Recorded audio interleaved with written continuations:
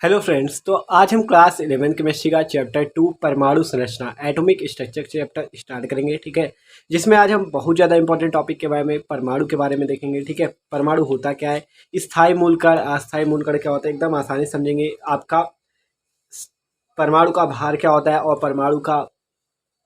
परमाणुओं का द्रव्यमान, परमाणुओं का आकार सब एकदम आसानी से देखेंगे। तो चलिए वीडियो शुरू करते हैं, देखते हैं कि परमाणु संरचना में होता क्या है। तो चलो देखते हैं पहला टॉपिक परमाणु।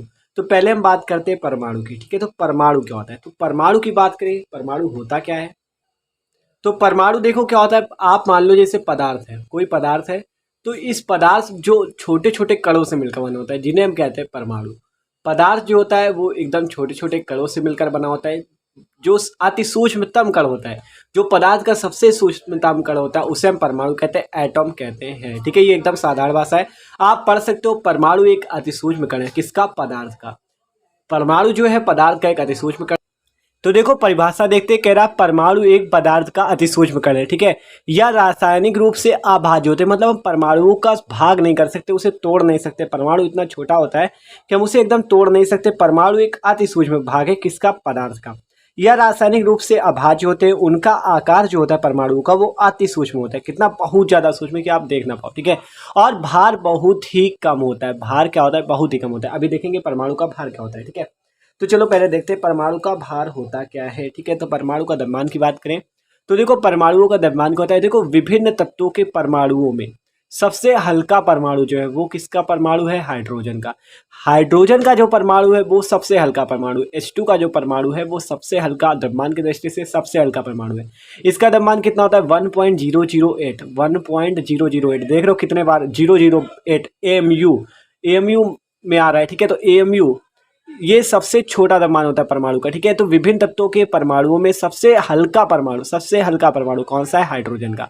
बहुत इंपॉर्टेंट है, ध्यान रखो किसका परमाणु सबसे हल्का होता है, हाइड्रोजन का। ठीक है, और अन्य परमाणु जो होते हैं वो 2 से 260 मिलियन MU के मध्य होते हैं, मतलब और अन्य तत्व जो होते हैं वो 2 से 260 MU के मध्य इनका द्रव्यमान आता है। लेकिन जो सबसे हल्का तत्व होता है हाइड्रोजन, उसका द्रव्यमान की बात करें तो 1.008 MU होता है। ठीक है, अब बात कर लेते हैं परमाणु के आकार की। परमाणु का आकार क्या होता है, तो देखो परमाणु का आकार विभिन्न तत्वों के परमाणु में सबसे छोटा परमाणु हाइड्रोजन का, अभी आपको बताया, जिसका द्रव्यमान भी सबसे कम होता है। ठीक है, और इसका आकार भी सबसे छोटा होता है।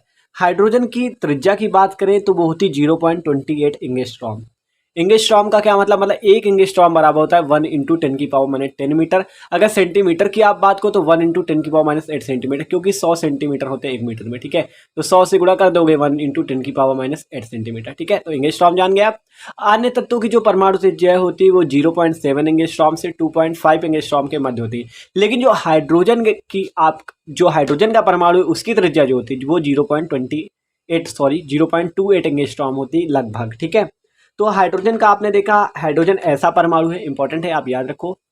ठीक है, इंपॉर्टेंट फैक्ट है कि आप याद रख सकते हो कि हाइड्रोजन का जो परमाणु होता है उसकी त्रिज्या भी सबसे छोटी होती है 0.28 एंगस्ट्रॉम, और जो उसका द्रव्यमान होता है वो भी बहुत कम होता है, कितना, 1.008 AMU। ठीक है, तो परमाणु का द्रव्यमान हो गया, परमाणु का आकार हो गया। आप देखते हैं परमाणु संरचना हुई कैसे। देखो वैज्ञानिक खोजों से ज्ञात हुआ है कि परमाणु स्वयं विभिन्न आकार के सूक्ष्म कणों से मिलकर बने हैं।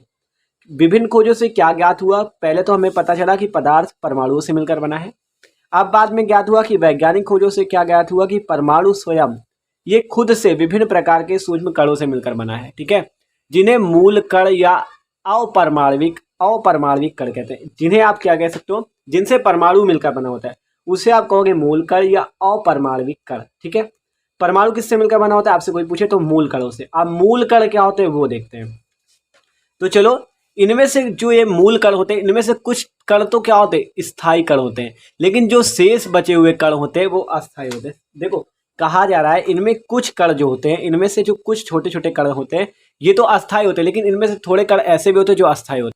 ठीक है, थोड़े कण ऐसे होते हैं जो स्थायी होते हैं, लेकिन कुछ कण ऐसे होते हैं कि वो अस्थायी होते हैं। ठीक है, तो यही कहा गया इनमें से कुछ कण स्थायी तथा शेष अस्थायी होते हैं। स्थायी कण कौन कौन से होते हैं, स्थायी कण परमाणु के बाहर स्वतंत्र अवस्था में रह सकते हैं।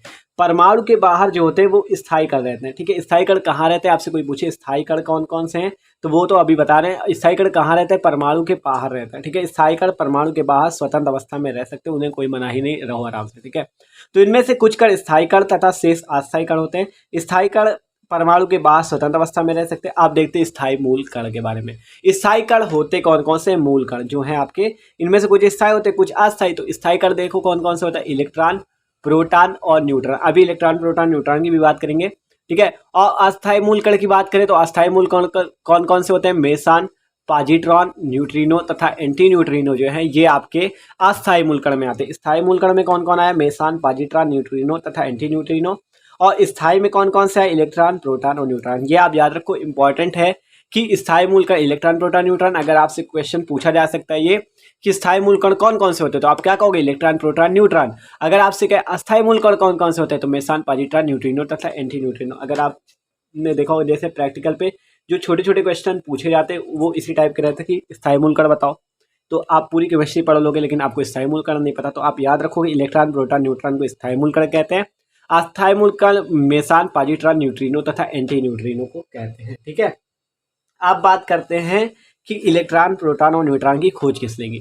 तो देखो इलेक्ट्रॉन जो है इसकी खोज की थॉमसन ने, प्रोटॉन जो है प्रोटॉन की खोज की रदरफोर्ड नामक वैज्ञानिक ने, न्यूट्रॉन जो है इसकी खोज की जेम्स चैडविक ने। ठीक है, अब बात करते हैं इलेक्ट्रॉन का आवेश। इलेक्ट्रॉन का आवेश -1.6 इंटू 10⁻19 कूलाम होता है। प्रोटॉन के आवेश की बात करें तो +1.6 इंटू 10⁻19 कूलाम होता है। अगर न्यूट्रॉन का आपको न्यूट्रॉन के आवेश की बात करें तो 0 होता है। ये बहुत ज़्यादा इंपॉर्टेंट है। एग्जामिनर ने अगर आपसे प्रैक्टिकल में पूछ लिया कि न्यूट्रॉन का आवेश बताओ तो आप मुंह ताकते रह जाओगे। आपको याद रखना है कि न्यूट्रॉन का आवेश क्या होता है, 0, क्योंकि बच्चों से पूछ लिया गया था कि न्यूट्रॉन का आवेश बताओ तो उसमें कन्फ्यूजन होती है। ठीक है, तो याद रखो कि न्यूट्रॉन का आवेश 0 होता है, या कह सकते हो न्यूट्रॉन उदासीन होता है, उस पर कोई आवेश नहीं होता है। ठीक है, तो ये आप याद रखो। इलेक्ट्रॉन का आवेश -1.6 इंटू 10⁻19 कूलाम, प्रोटॉन का +1.6 इंटू 10⁻19 कूलाम और न्यूट्रॉन का आवेश होता है 0। एकदम लिख लो आप इसे। ठीक है, नोट बना के लिख लो। तो जितनी चीज़ बता रहे हैं वीडियो हल्के में ना लेना, एकदम बहुत ज़्यादा इंपॉर्टेंट है। ठीक है, तो देख सकते हो स्थायी मूल कण देखे, अस्थायी मूल कण देखे, इलेक्ट्रॉन, प्रोटॉन, न्यूट्रॉन की खोज देख ली किसने की। अगर आपको इसकी खोज की ट्रिक लेनी तो आप जाके वीडियो देख सकते हो, ये वाला वीडियो देख सकते हो जाके, जिसमें आपको बहुत आसानी से बताया है कि पूरा एकदम ट्रिक से। ठीक है, कि इंस्टाग्राम वाला ट्रिक से बताया। ठीक है, तो आप वीडियो जाके ये वाला देख सकते हो। ठीक है, तो चलो बात, आप ये देख लिया हमने क्या इस पे इलेक्ट्रॉन, प्रोटॉन, न्यूट्रॉन की खोज भी देख ली। आप तो देख सकते हो आप, हमने से परमाणु देखा, परमाणु का द्रव्यमान देखा, परमाणु का आकार भी देखा। ठीक है, सारे टॉपिक एकदम इंपॉर्टेंट है। तो चलो अब इस वीडियो को यहीं रोकते हैं। अब अगले वीडियो में हम देखेंगे और ज़्यादा ही इंपॉर्टेंट टॉपिक, जिसमें आपको कैथोड किरणें और एनोड किरणें के बारे में बताएंगे। ठीक है, तो भाई तब तक के लिए बाय बाय। प्लीज़ वीडियो को लाइक जरूर कर दीजिएगा। Okay, thanks for watching this video.